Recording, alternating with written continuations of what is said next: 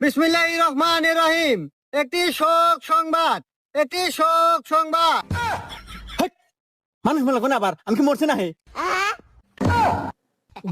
ওহো সবাই সাহেব, আপনি মরেন নাই। Sorry for you to mistake. হ্যাঁ আচ্ছা, চেঞ্জ করতেছি।